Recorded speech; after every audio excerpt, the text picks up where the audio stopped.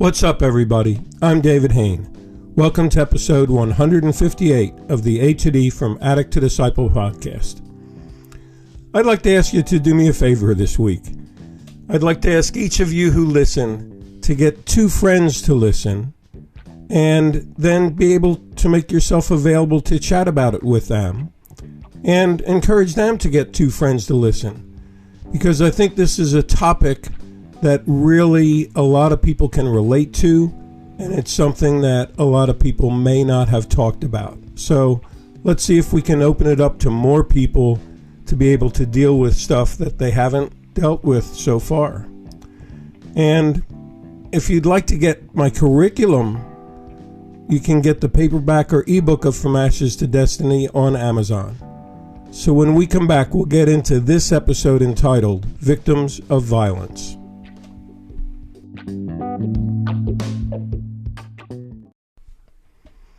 Welcome back to today's episode, number 158 of the A to D From Addict to Disciple podcast, entitled Victims of Violence.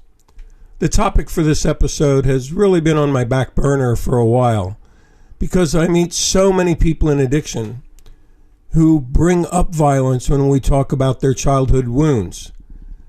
Either violence that they've dealt with or violence that they find coming out of them in their addiction, and they're processing other childhood wounds. So that's where we're going on our walkabout for today.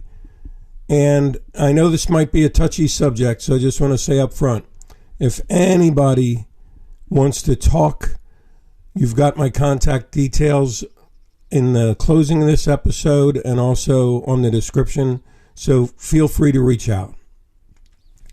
So this whole victims of violence for me started with a study by Kathy Spatz Whittam, which she did back in 1989. And she studied people who experienced physical abuse or neglect in their childhood and found that they were more likely to become violent as adults themselves. And I find that often as adults, the coping mechanisms we used as children no longer work. And the emotions tend to overwhelm us. Maybe we've kept this stuff pressed down so long and something gets it stirred.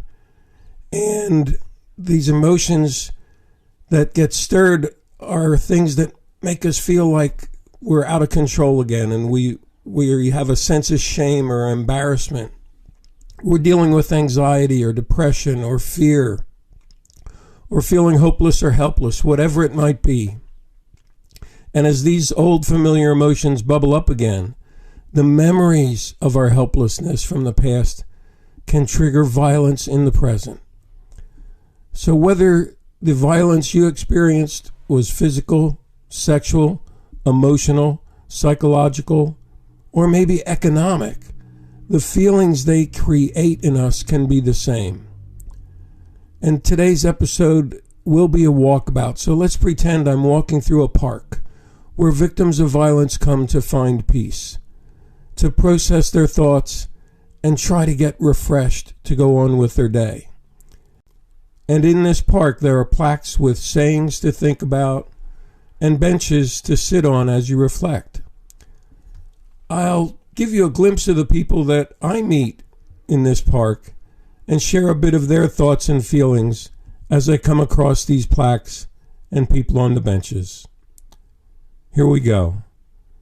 As I walk up to the first plaque, it says, "Violence is a disease that corrupts all who use it, regardless of the cause."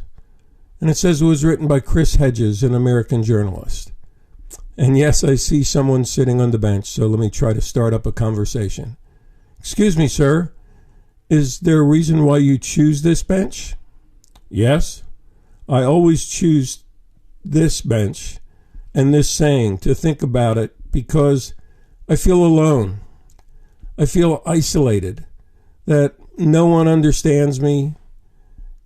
No one will listen, so I should just keep quiet because they're not going to listen anyway. And that sort of makes me feel empty and numb inside and in denial of the violence that happened to me in my childhood." You see, no one knows how I battle this urge for violence every day. It's like a demon that was haunting the man who first hurt me, has been put inside of me ever since the first abuse started. Pshaw, that's a hard burden to carry, sir, and you are worth being heard. You're worth being listened to and understood. And you're worthy of getting your life back and feeling free of the beast that's been haunting you all these years. Will you come back so we can talk more? I come here almost every day at the same time and this same bench. Sure. I'll see you tomorrow. It's been nice to meet you, and I look forward to talking to you again. I continue my walkabout and come to the next plaque, which says, "It hurts, but it's okay. I'm used to it." And I say to the man sitting on this bench, "Is that how you feel?" "Yep, that's me all right.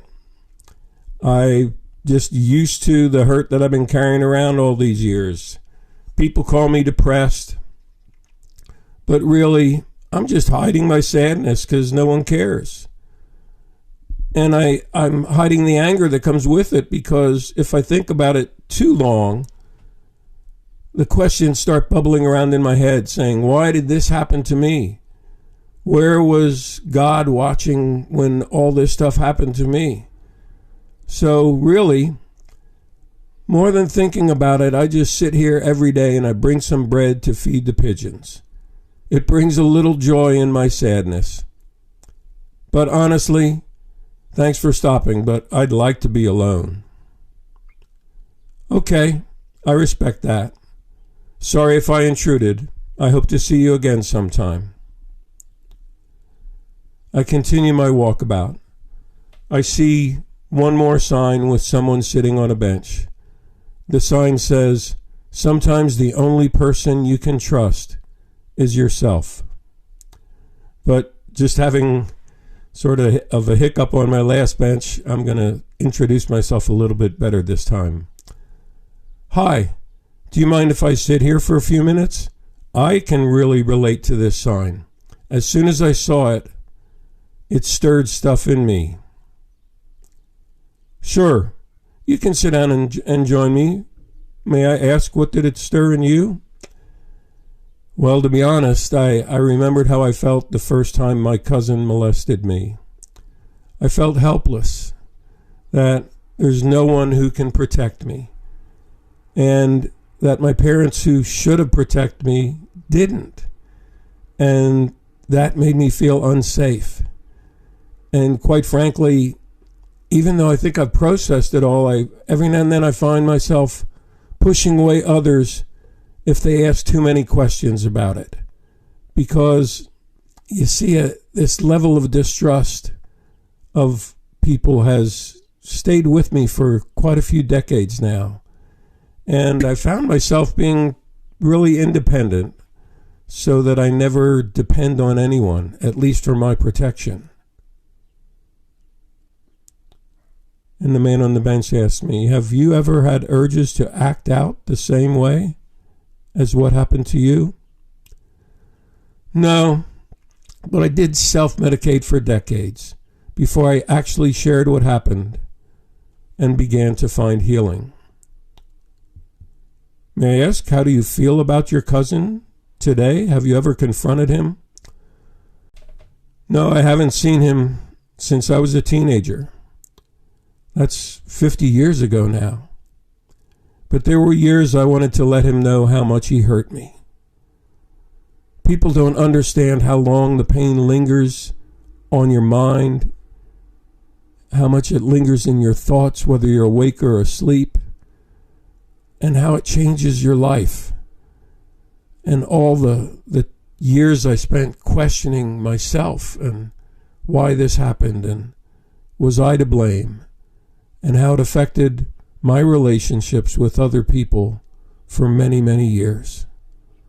It does change your life. I came here to see if I could listen to you a little bit, but I guess that wasn't the plan. Thanks for listening to me. I hope to see you again. Sure, no problem, and I'll keep you in my prayers. As I get up and walk to the path to leave the park, I see two plaques, which I take pictures of with my phone because they sum up this walkabout today for me. And the first one's by Mahatma Gandhi, and it says, "I object to violence because when it appears to do good, the good is only temporary. The evil it does is permanent." Shaw, that's a deep one for me, especially after the conversation I just had. And the man asked if I have acted out in the way that I was hurt. And you see, I don't even deal with justifiable violence, because I agree with what Mahatma Gandhi said. When even we feel that violence appears to do good, we have to remember that that good is only in the moment, only for a quick moment. But the evil that it may have caused in so many other people's lives is permanent. And the last sign, as I'm ready to walk out, comes from, it says, Mark Antony's words from Shakespeare's Julius Caesar. And it says, "The evil that men do lives after them. The good is oft interred with their bones." And that one really can hit deep. As we enter that time where we begin to think about, how will people remember me when I'm gone? This is really a wake-up call, because it says the good that we hope people will remember us for is often just buried with our bones. But the evil that we do, people may remember forever because it's living on in their life every day. The violence that we have inflicted on someone else, physical, emotional, verbal, sexual, economic, whatever it was, psychologically lives and is alive in them, even this day. I know I'll come back to this park often to sit and reflect, and hopefully to make new friends who understand my pain, and perhaps I can help ease their pain a little bit too.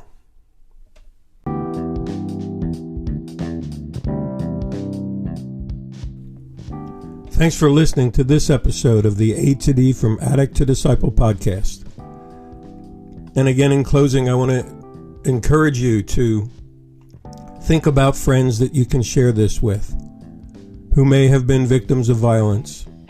Or maybe you don't even know, but you see the aggression and things stirring up in them, and it could be from violence in their past. And if you have been stirred by this episode and you want to talk to someone or join a group, just message me on the link on this podcast or by email at davidfromatod@gmail.com, or go to my website, www.fromatod.org, and click on the contact page. Tune in Monday for our next episode, and as always, stay safe and stay strong.